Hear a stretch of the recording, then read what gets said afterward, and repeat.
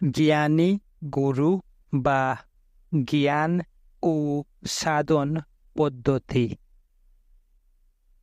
শ্রীমৎ স্বামী নিগমানন্দ পরমহংস প্রণীত। অধ্যায় হিন্দু ধর্মের গৌরব। ভারতের সুখ সূর্য আজ অস্তিমিত হইয়াছে। আজ ৭০০ বৎসর ভারতভূমি বিদেশীয় জাতির দুর্দর্শ আক্রমণ সহ্য করিয়া আসিতেছে। কত জাতি ভারতে প্রভুত্ব করিল, কত জাতি প্রভুত্ব হইতে বাঞ্ছিত হইল। ভারতের স্বাধীনতা আর ফিরিয়া আসিল না।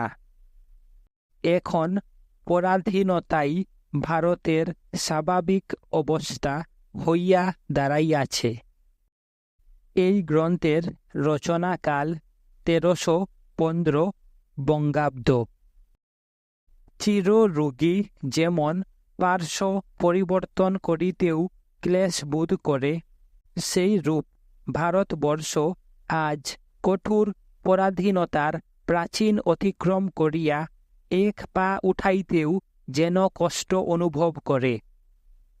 কিন্তু ভারতবর্ষের এত যে দুরবস্থা হইয়া পড়িয়াছে, তথাপি আজও হিন্দু জাতির জীবনী শক্তি বিনষ্ট হয় নাই। মুসলমানদিগের রাজত্বকালে হিন্দুদিগকে কত নির্যাতন সহ্য করিতে হইয়াছিল। মুসলমান সম্রাটগণ হিন্দুদিগকে মুসলমান করিবার জন্য কত প্রয়াস পাইয়াছিল। কত হিন্দু অকারণে মূর্তি পূজার অপরাধে ভগবৎ পদ স্মরণ করিতে করিতে নিহত হইয়াছিল। সুলতান মাহমুদ কত দেবমূর্তি লুণ্ঠন ও শাস্ত্রাগার ভস্মীভূত করিয়াছিল। মুঘল বাদশাদিগের আমলে পাষণ্ড কালাপাহাড় হিন্দুদিগের শ্রেষ্ঠতম তীর্থ পবিত্র পুরুষোত্তম ধামে প্রবেশ করিয়া লিখিতে বুক ফুটিয়া যায় জগন্নাথ দেবের মূর্তি দগ্ধ করিয়াছিল। আজিও সুশৈব ইংরাজ অনুষ্ঠিত দেশে পূর্ববঙ্গের হিন্দুগণ কতকগুলা নগণ্য চাষা মুসলমানের দ্বারা উৎপীড়িত হইয়াছে। পাঠকগণ, ১৩১৪ সালের জামালপুর অঞ্চলের ব্যাপার স্মরণ করুন। খ্রিস্টীয় গভর্নমেন্টের বিদ্যালয়ে ইংরাজি সাহিত্য পাঠ করিয়া হিন্দু বালক খ্রিস্টধর্ম শিক্ষা করিতেছে।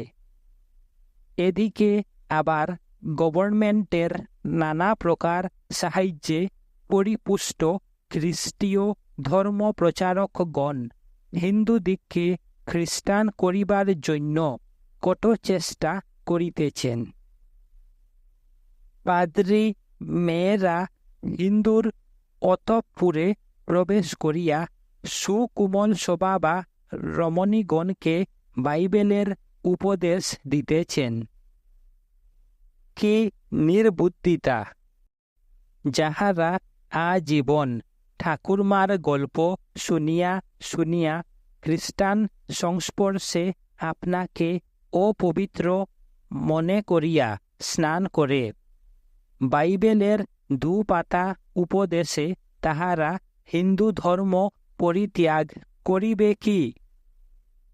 যাহা হোক, এত কষ্ট এত নির্যাতন সহ্য করিয়াও, এত বিপদের মধ্যে থাকিয়াও নানা প্রলোভনে আজিও ভারতীয় আর্যবংশ বিলুপ্ত হয় নাই। আর্য ভারতে পবিত্রতম আর্যভাব এখনও সম্পূর্ণ চলিয়া যায় নাই, কখনো সম্পূর্ণ চলিয়া যাইবে বলিয়াও মনে করি না। যতদিন হিন্দুদিগের বেদ উপনিষদ থাকিবে, রামায়ণ মহাভারত থাকিবে, ততদিন এই পুণ্যভূমি ভারতবর্ষ হইতে হিন্দুত্ব কখনোই চলিয়া যাইতে পারিবে না। আর্যগণের পরিবার মণ্ডলে, হিন্দুর সমাজক্ষেত্রে, আচার ব্যবহারে, সংসারে, ধর্ম সাধনার সহিত সনাতন হিন্দু ধর্ম সংযোজিত বলিয়া হিন্দু জাতির স্বাতন্ত্র্য রক্ষিত হইয়া আসিতেছে। ৭০০ বৎসর বিজাতীয় সম্রাটগণের অত্যাচার উপদ্রব সহ্য করিয়া একমাত্র হিন্দু ব্যতীত পৃথিবীর মধ্যে আর কোনো জাতি এইরূপ স্বাতন্ত্র্য রক্ষা করিতে সক্ষম হয় নাই। প্রাচীন রোমকগণ এখন কোথায়? কতকগুলি দুর্দান্ত পার্বতীয় জাতি সহসা রোম রাজ্য অধিকার করিল। ক্রমে রোমক জাতি আপনাদিগের বিশেষত্ব হারাইয়া কাল সাগরে বিলীন হইয়া গেল। প্রাচীন গ্রীক জাতি, তাহাদিগের ধর্ম, তাহাদিগের আচার ব্যবহার এখন কোথায়? প্রাচীন পারসিকগণের ধর্ম ও আচার ব্যবহার কোথায় গেল? সে সকলই আজ প্রত্নতত্ত্ব অনুসন্ধানীয়গণের অনুসন্ধানের বিষয় হইয়া পড়িয়াছে। ধন্য হিন্দু, ধন্য তোমাদের ধর্ম। তোমরা তোমাদের পূর্ব গৌরব সব ভুলিয়াছ, কিন্তু ধর্মের মর্যাদা ভুলিতে পারো নাই। উপর্যুপরি বিজাতীয় রাজগণের অশেষ নির্যাতন সহ্য করিয়াও জাতীয় ধর্ম অক্ষুণ্ণ রাখিয়াছ। এখন দেখিতে পাই, কত হিন্দু বিজাতীয়ের জলস্পর্শ না করিয়া ক্ষুধা তৃষ্ণায় মৃত্যুকে আলিঙ্গন করিতেছেন। হিন্দু জাতির ধর্মপ্রাণতার কথা পৃথিবীর কে না জানে। ধর্ম রক্ষতি রক্ষকং, এই মহাবাক্য কখনো মিথ্যা হয় নাই। হিন্দু ধর্মকে রক্ষা করিয়াছেন, ধর্মও হিন্দুকে রক্ষা করিতেছেন। রোমক প্রভৃতি অন্যান্য জাতির পূর্বপুরুষেরা পার্থিব বিষয় লালসাতেই হৃদয় পূর্ণ করিয়া বিষয় সাধনা করিয়াছিলেন, এই জন্য ধর্মকে লাভ করিতে পারেন নাই। ধর্মের মূল শিথিল ছিল বলিয়া সামান্য বাতাসেই তাহা বিলীন হইয়াছিল। আর হিন্দুগণ সর্বস্ব পরিত্যাগ করিয়া ধর্মের সাধনা করিয়াছিলেন, তাই হিন্দুদিগের ধর্মের ভিত্তি অত্যন্ত দৃঢ় বলিয়াই পরাধীনতার প্রবল বাঞ্ছাবাতেও অটল রহিয়াছে। কিন্তু দুঃখের বিষয়, বর্তমান কালে এক শ্রেণীর হিন্দু জাতি এমনই আত্মমর্যাদা হারাইয়া বসিয়াছেন যে, যতক্ষণ না পাশ্চাত্য পণ্ডিতগণ তাহাদিগের অমূল্য শাস্ত্র সকলকে ভালো বলিবেন, ততক্ষণ তাহারা জাতীয় শাস্ত্রের প্রতি চক্ষু তুলিয়া চাহিতে যেন লজ্জা বোধ করেন। সাহেবদিগের ইংরাজি অনুবাদিত হিন্দু শাস্ত্র হইলে অন্তত একবার চক্ষু বুলাইয়া থাকেন। সর্বনাশক কালের গুরুত্বর সংঘর্ষণে বিজাতীয় শিক্ষার প্রচলনে আজকাল অনেকেই হিন্দু শাস্ত্র অবহেলা করিয়া মার্জিত বুদ্ধি ও উর্বর মস্তিষ্ক প্রসূত স্বকপোলকল্পিত মতানুসারে ধর্ম সাধন করিতে প্রয়াসী। ইহা মার্জিত বুদ্ধি ও উর্বর মস্তিষ্কের ফল হোক না হোক, পাশ্চাত্য ধর্মের আমদানিতে ও বিজাতীয় সংসর্গে বিকৃত মস্তিষ্কের ফল, তাহাতে বিন্দুমাত্র সন্দেহ নাই। এখন নূতন বাবুর জাতি নিজের ধর্মকর্ম জানেন না, জাতীয় রীতিনীতি মানেন না, আর্যশাস্ত্র পাঠ করেন না, নিজের সমাজের কোনো সমাচার রাখেন না, বরং আপন জাতীয় ধাতু ছাড়িয়া প্রকৃতি তুলিয়া অবস্থা অবহেলা করিয়া পরের ভাবে বিভোর হইয়াছেন। এজন্য বর্তমান সময়ে নানারূপ স্বকপোলকল্পিত মতপ্রবর্তক আসুরি প্রকৃতির অনেক হিন্দু দেখা যায়। কিন্তু সুবিখ্যাত জার্মান দেশীয় পণ্ডিত শোপেনহাউর বলেন যে, হিন্দুর উপনিষদসমূহ তাহার ইহজীবনে শান্তিদান করিয়াছে এবং পরজীবনেও দান করিবে।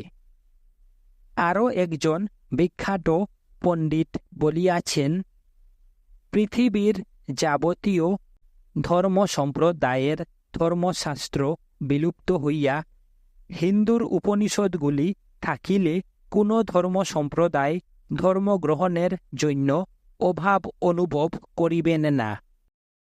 তাই বলি, বাবুর জাতি যতই কেন কৃত্রিমতার আবরণে অঙ্গ আচ্ছাদন করুন, সাহেবেরা কালা আদমি ভিন্ন অন্য কিছু বলিবে না। তোমাদের বিদ্যা বুদ্ধি তাহাদের অবিদিত নহে। বীরের জাতি কখনো অম্লপিত্ত রোগগ্রস্ত ধাতুক্ষীণ বাবু জাতিকে সমতুল্য জ্ঞান করিবে না।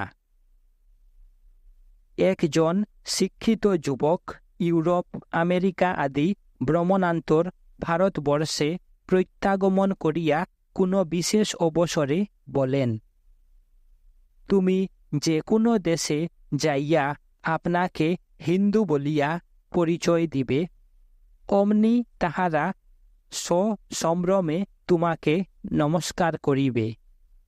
এ নমস্কার তোমাকে নয়, হিন্দু বলিয়া তোমার জাতীয় ধর্মকে। ধর্ম রক্ষা করিবার প্রাণগত চেষ্টা থাকাতেই হিন্দু জাতির যশ সৌরভ দেশ বিদেশে বিস্তারিত হইয়াছে ও হইতেছে। পাশ্চাত্য পণ্ডিতগণ ইহার জন্য হিন্দু জাতিকে মুক্ত কণ্ঠে প্রশংসা করেন।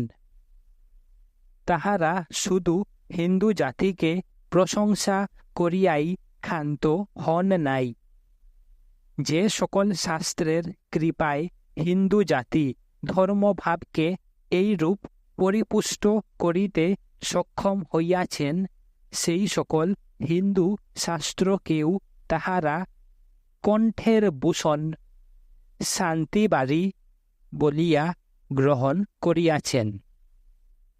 পাশ্চাত্য জগতের সুবিখ্যাত অধ্যাপক মুখ্যমূলার ইংল্যান্ড প্রবাসী একজন হিন্দুকে বলিয়াছিলেন, তোমরা আমাদিগকে ইংরাজিতে কি শিখাইবে? যদি কিছু শিখাইতে পারো, তাহা একমাত্র হিন্দুর উপনিষদ আদি শাস্ত্রের ব্রহ্মজ্ঞান।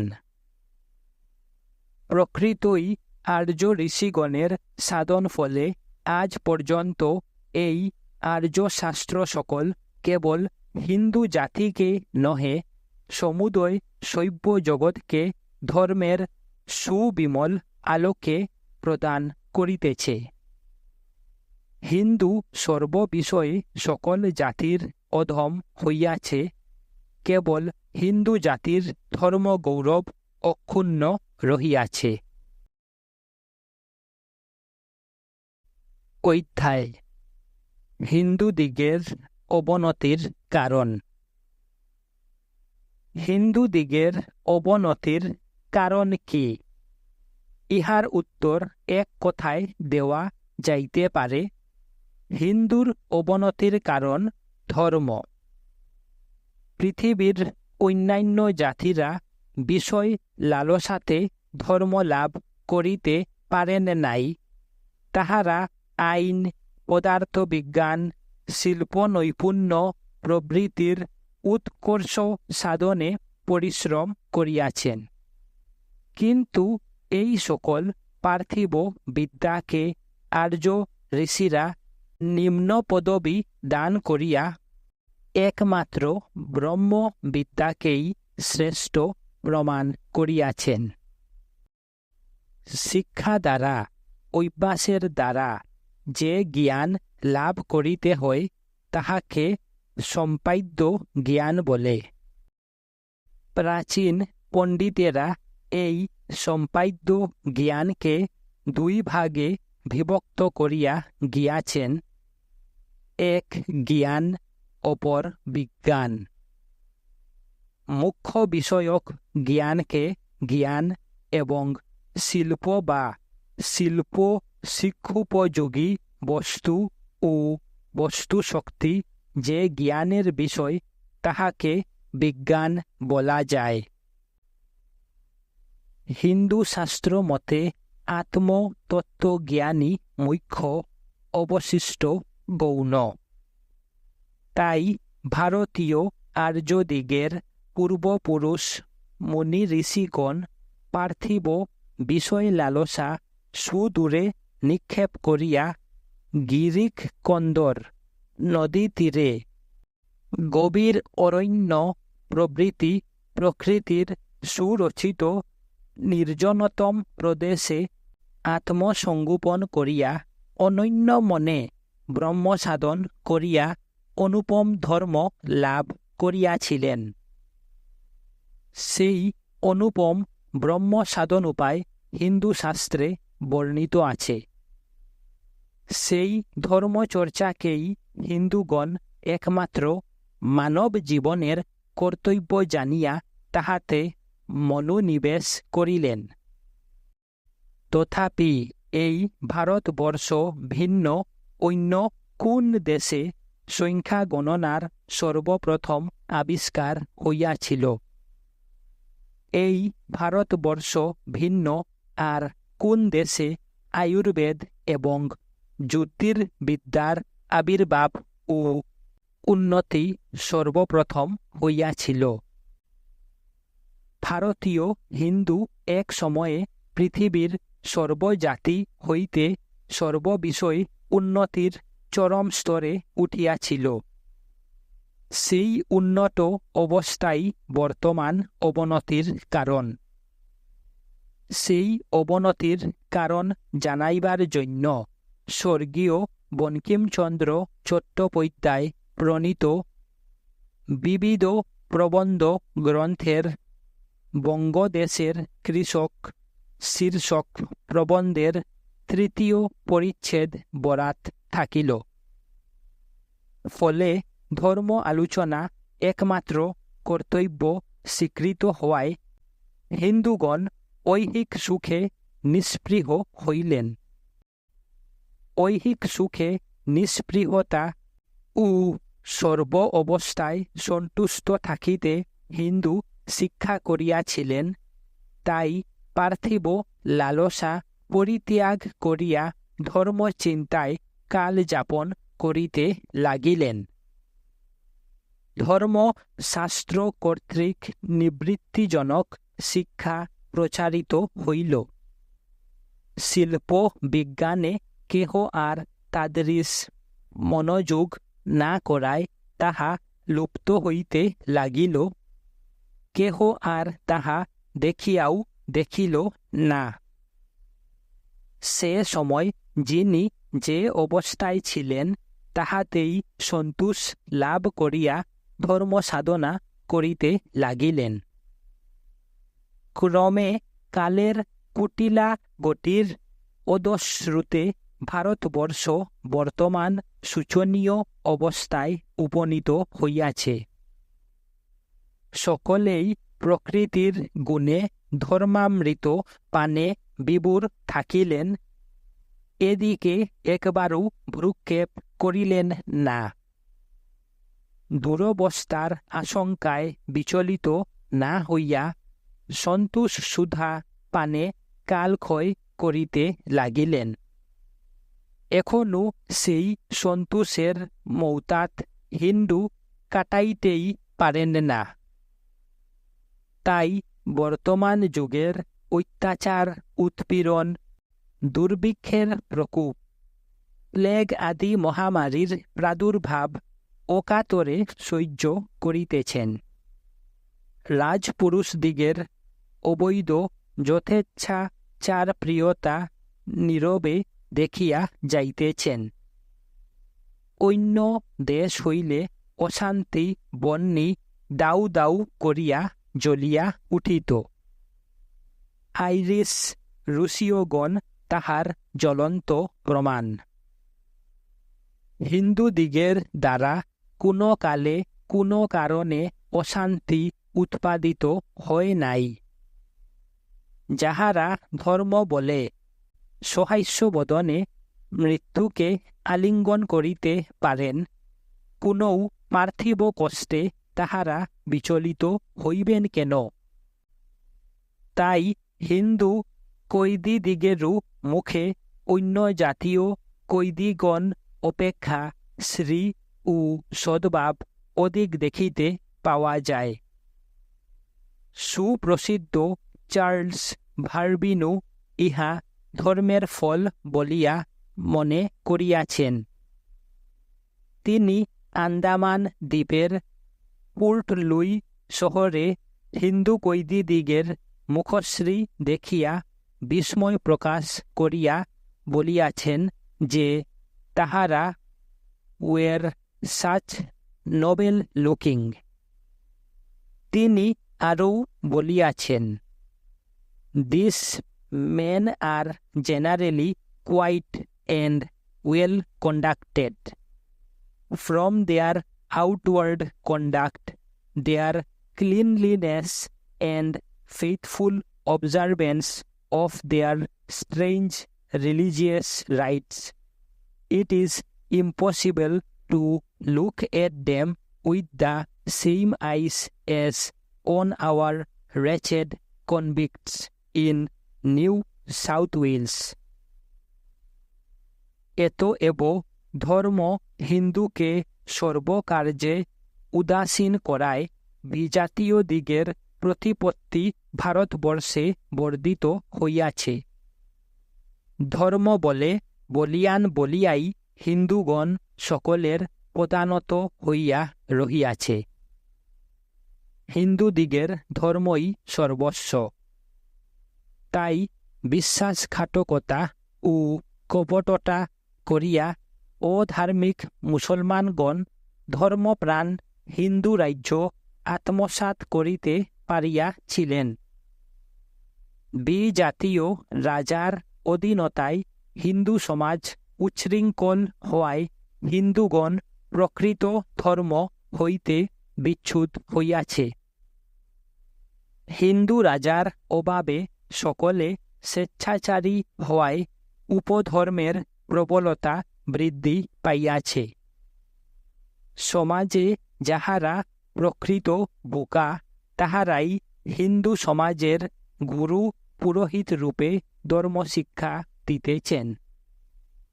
যাহারা শিক্ষিত, তাহারা গুরু পুরোহিতের কার্য ঘৃণিত মনে করিয়া রাজসেবায় ব্রতী হইতেছেন। একদা আসাম লাইনের স্টিমার মধ্যে স্বামী কালিকানন্দকে বঙ্গদেশের প্রসিদ্ধ গোস্বামী বংশাবৎস গুরু ব্যবসায়ী একজন ব্রাহ্মণ জিজ্ঞাসা করিলেন, মহাশয়, অন্নাহার ত্যাগ করিয়াছেন? কালিকানন্দ হাসিয়া বলিলেন, কেন, আমি তো মাছ মাংস দিয়া 3 বেলা প্রচুর আহার করি। এমনকি খ্রিস্টান মুসলমানের অন্নও পরিত্যাগ করি না। গোস্বামী চমকিয়া উঠিয়া বলিলেন, সে কি? মৎস্য মাংস শতগুণ নষ্ট করে, সন্ন্যাসী তো শতগুণের সাধক। সন্ন্যাসী বলিলেন, শতগুণে ব্রাহ্মণের জন্ম, আমিও ব্রাহ্মণের সন্তান। সন্ন্যাস গ্রহণের উদ্দেশ্য কি? গোস্বামী বলিলেন, আধুনিক মতে সর্বজাতির মধ্যে আহার বিহারের জন্যই বোধ হয় সমাজ ত্যাগ করিয়াছেন। সন্ন্যাসী বলিলেন, তবে ব্রাহ্ম ধর্ম গ্রহণ করিলে সুবিধা হইত না কি? নিকটে একজন শিক্ষিত বৈদ্য বসিয়াছিলেন। তিনি বলিলেন, গোসাই, ব্রাহ্মণেরা শতগুণ আর সন্ন্যাসীগণ নিস্ত্রৈগুণ্যের সাধনা করিয়া থাকেন। যে জাতির গুরুগণ এমন অগাধ জ্ঞান বিশিষ্ট, তাহাদের অধোগতির বাকি কি আছে? অবস্থা অনুকূল হইলে যে আর্য হিন্দুদিগকে পুনরায় পূর্ব মহিমায় জাগ্রত দেখিতে পাইব, আমাদের সে ভরসা আছে। অধ্যায় হিন্দু ধর্মের বিশেষত্ব। মুসলমান ও খ্রিস্টীয়গণের ধর্ম সকাম, কেননা তাহাদের ধর্ম সাধনায় স্বর্গপ্রাপ্তি চরম ফল বলিয়া কথিত হইয়াছে। কিন্তু হিন্দু ধর্মে নিষ্কামতা মূলক। মহানির্বাণতন্ত্রে বলা হয়েছে, যে পর্যন্ত শুভ বা অশুভ কর্ম ক্ষয় না হইবে, তাবৎ শতকল্পেও মানব মুক্তি লাভ করিতে পারিবে না। যেমন লৌহ ও স্বর্ণ উভয়বিধ শৃঙ্খলেই জীবকে বান্ধা যাইতে পারে, তেমনি পাপ ও পুণ্য দ্বারা জীব সংসারে বদ্ধ হইয়া থাকে, মুক্ত হইতে পারে না। অথচ এই উভয়ের ভোগ না হইলে বিনাশ হয় না। ইহাই হিন্দু ধর্মের কর্মফলবাদ। এই কর্মফলবাদেই হিন্দু ধর্মে পাপের শাসন ও পুণ্যের উদ্বোধন। কর্মফলবাদের তাৎপর্য এই যে, সুখ ভোগ হইলে তৎকারণ পুণ্যহীন হয় এবং দুঃখ ভোগ হইলে তৎকারণ পাপ বিনষ্ট হয়। এতএব স্বর্গ সুখ ভোগের পর মানবাত্মা পুনরায় দুঃখ ভোগ করেন। সুতরাং হিন্দু ধর্ম আত্মার গতিপথ তদূর্ধ্বেও নিয়োজিত করিয়াছেন। অন্যান্য সাম্প্রদায়িক ধর্মপ্রণালী আত্মার গতিপথের শেষ দেখাইয়া দে, কারণ সেই দ্বৈত মতে ঈশ্বর মানবাত্মা হইতে সম্পূর্ণ বিভিন্ন পদার্থ। তাহাতে কেবল সগুণ ঈশ্বরের সূক্ষ্ম সাকার উপাসনা পর্যন্তই বিহিত হইয়াছে। তাই খ্রিস্টীয় ধর্ম বি পারফেক্ট এজ গড বলিয়াই নিশ্চিন্ত হইয়াছে। তাহা মানব আত্মাকে সামীপ্য মুক্তি পর্যন্তই উঠিতে বলিল, যেন তদ ঊর্ধ্বে আর তাহার গতি হইতে পারে না। কিন্তু হিন্দু জানে বি গড। বেদান্ত বলেন, ব্রহ্মজ্ঞ পুরুষ ব্রহ্মই হন। ইহাই হিন্দু ধর্মের বিশেষত্ব। খ্রিস্টীয় প্রভৃতি ধর্মের মত হিন্দু ধর্মেরও সম্প্রদায় আছে বটে, কিন্তু তাহা হিন্দু ধর্মের খণ্ডদেশ মাত্র। হিন্দু ধর্মেও দ্বৈতবাদ আছে বটে, কিন্তু তাহা অদ্বৈতের সহিত মিশ্রিত হইয়া অদ্বৈত প্রমুখ হইয়াছে, যেন সেইখানে তাহার শেষ সীমা নহে। হিন্দু ধর্মেও সাধক সামীপ্য লাভ করিয়া এজ গড হইতে পারেন বটে, কিন্তু তাহাই শেষ গতি নহে। ভক্ত আরও অগ্রসর হইতে পারেন, অগ্রসর হইয়া সারূপ্য লাভ করিয়া ক্রমশ নিস্ত্রৈগুণ্য সাধনে প্রবৃত্ত হইতে পারেন। যিনি না হইবেন, হিন্দু শাস্ত্র বলিতেছেন, তাহার আত্মার গতি সেইখানে আপাতত রুদ্ধ থাকিলেও জন্ম জন্মান্তরের সাধনায় সে আত্মার চরম মুক্তি একদিন সাধিত হইবে। তখন আত্মা নিজ স্বরূপে উপনীত হইয়া পরম আনন্দধামে আসিবেন। যতদিন এই নৈস্ত্রগুণ্য সাধিত না হয়, ততদিন আত্মার কিছুতেই সংসার বন্ধন ঘুচে না। সুতরাং হিন্দু ধর্মানুসারে মানব আত্মার গতি অনন্ত পথে আনন্দ থামে। আত্মা বিষয় আনন্দ সাধনা বলে ক্রমশ স্ফূর্তিপ্রাপ্ত হইয়া এই পরম আনন্দ ধামে আসে। বিষয় আনন্দ ব্রহ্মা আনন্দের দ্বার স্বরূপ। কেবল হিন্দু ধর্মের সাধনা বলে সেই বিষয় আনন্দ ব্রহ্মানন্দে পরিণত হইতে পারে। বিষয়ী লোকের আত্মার বিষয় আনন্দ রূপে ব্রহ্মানন্দ আবাসিত আছে মাত্র, কারণ সংসারের নানা মায়া বন্ধনে সংসারীর আত্মা আবদ্ধ রহিয়াছে। আবদ্ধ থাকাতে আত্মার আনন্দ স্বরূপ আবরিত হইয়া পড়িয়াছে। সেই আবরণ হইতে মুক্ত হইয়া আত্মা নিজ স্বরূপে আসিয়া অনন্ত ব্রহ্মানন্দে মিশিয়া যায়। যেমন দীপলোক সূর্যলোকের সহিত মিশিয়া যায়, তেমনি মানব আত্মার আনন্দ অনন্ত পূর্ণানন্দময় পরব্রহ্মে মিশিয়া যায়। সুতরাং এই মুক্তি সাধন পথই আত্মার সহিত পরমাত্মার যোগ সাধনা পথ। এজন্য হিন্দু ধর্মের সর্ব সাধনা প্রণালী মুখ্যভাবে হোক আর গৌণভাবেই হোক এই যোগ সাধন পথ। এই যোগ সাধন তপস্যা ভক্তিপথে, কর্মকাণ্ডে ও জ্ঞান মার্গে। হিন্দু ধর্মের শাস্ত্র এই ত্রিবিধ পথ পরিষ্কার রূপে প্রদর্শন করিয়াছে। হিন্দু ধর্মের মতো আর কোন ধর্মে আত্মার মুক্তি সাধন পথ এত বিশদরূপে প্রদর্শিত হয় নাই।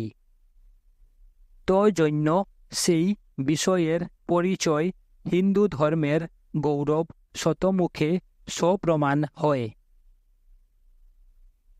এমন হিন্দু ধর্মে বিদ্রুপ হইয়া যে সকল হিন্দু বিজাতির নিকট স্বর্গপ্রাপ্তিমূলক সকাম ধর্ম শিক্ষা করিতে যান, তাহাদিগের দূরদৃষ্ট ভিন্ন আর কি বলিব। অদূরদর্শী হিন্দু ধর্মদেশিগণ হিন্দু ধর্মের যে সকল নিন্দাবাদ করিয়া থাকেন, তাহারই খণ্ডন ও তাহার বিশাল তত্ত্ব এবং মহান উদ্দেশ্য এতক্ষণ বুঝাইয়া আসিলাম। এখন দেবকল্প আর্য ঋষিগণ সূক্ষ্ম দৃষ্টিতে যে সকল অভিনব তত্ত্ব যাহা অন্য ধর্মে দৃষ্ট হয় না আবিষ্কার করিয়াছেন তদালোচনায় প্রবৃত্ত হওয়া যাউক। সর্বজাতির আদরণীয় ভগবদ্ গীতা হইতে তাহা প্রমাণিত হইবে। অধ্যায় গীতার প্রাধান্য। হিন্দু ধর্মশাস্ত্রের মধ্যে শ্রীমদ্ ভাগবত গীতা নিজ গৌরবে কি হিন্দু কি অহিন্দু সর্বধর্মাবলম্বী জনগণের আদরণীয় হইয়াছে। হিন্দু গৃহে গীতা পাঠ নিত্য নৈমিত্তিক ক্রিয়ার মধ্যে পরিগণিত হইয়া থাকে। একমাত্র গীতার উপর নির্ভর করিলে অন্য কোনো শাস্ত্র পড়িবার আবশ্যক হয় না। এক জীবনে কেহ শাস্ত্র পড়িয়া শেষ করিতে পারে না, কেননা শাস্ত্র অনন্ত কিন্তু জীবন অল্পকাল স্থায়ী। এজন্য সকলকে গীতা পাঠ করিতে অনুরোধ করি। ভগবদ্ গীতা মহাভারতীয় ভীষ্ম পর্বের অন্তর্গত। বৃহৎ হীরকখণ্ডও যেমন শুভ্র মুক্তামালার শোভা সংবর্ধন করে, সেইরূপ ভগবদ্ গীতা মহাভারতের শোভা পরিবর্ধন করিতেছে। গীতা সমস্ত শাস্ত্রের সারভূত এবং একমাত্র ধর্মজ্ঞানের শেষ শিক্ষাস্থল। আজকাল সাহেবেরাও আদরের সহিত গীতা পাঠ করিয়া থাকেন। কয়েকজন সাহেব ও বাঙালি গীতার ইংরাজি অনুবাদ বাহির করিয়াছেন। শ্রীমদ্ ভাগবত গীতা সম্বন্ধে কয়েকটি জ্ঞানী বাক্য নিয়ে সংযোজিত করিলাম। মহাযোগী জ্ঞানময় মহাদেব বলিয়াছেন, এই গীতার প্রকৃত অর্থ মহেশ্বর, সুখদেব এবং শ্রীধর স্বামী এই তিনজন মাত্র অবগত আছেন। মহাভারতকার ব্যাসদেব গীতার অর্থ জানেন কি না সন্দেহ। বুঝুন ব্যাপারখানা কি। রাজা রামমোহন রায় বলিয়াছেন, ভগবদ্ গীতা মানে না যে তার কথা মানিবে কে? বাবু রাজনারায়ণ বসু বলিয়াছেন, কল্পতরু মহাভারত হইতে যে সকল অমৃত ফল প্রাপ্ত হওয়া যায় তন্মধ্যে ভগবদ্ গীতা প্রধান। মহাভারত রূপ খনিতে যে সকল হীরক পাওয়া যায় তন্মধ্যে ভগবদ্ গীতা সর্বশ্রেষ্ঠ। মনিয়র উইলিয়াম সাহেব বলিয়াছেন, in which poem the Mahabharata it the Bhagavad Gita lies inlaid like a pearl, contributing with other numerous episodes to the tessellated character of that immense epic. H. Wilson সাহেব বলিয়াছেন, The Bhagavad Gita, as is well known, is a treatise on theology. It is a section of the Mahabharata as observed by Schlegel is proved to be a genuine and unadulterated work.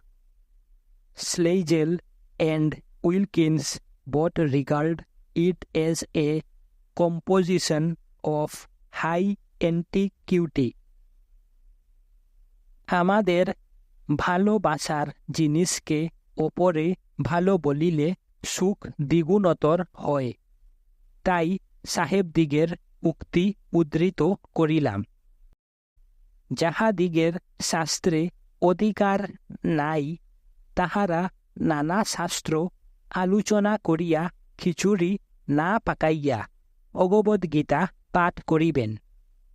যদিও বর্তমানে গীতার প্রকৃত অর্থ বুঝিবার বা বুঝাইবার লোক সুলভ নহে, তথাপি ধর্মজ্ঞান পিপাসু ব্যক্তি শুদ্ধ চিত্তে ভক্তির সহিত নিত্য গীতা পাঠ করিবেন।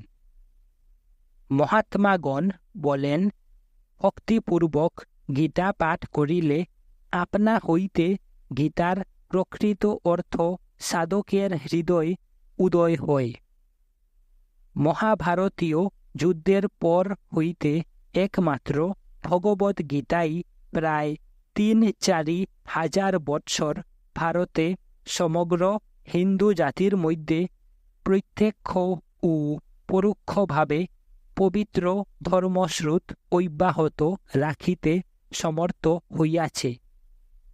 এই পুস্তকের প্রমাণসমূহ অধিকাংশ শ্রীমদ্ ভগবদ্গীতা হইতে সংগ্রহীত হইয়াছে।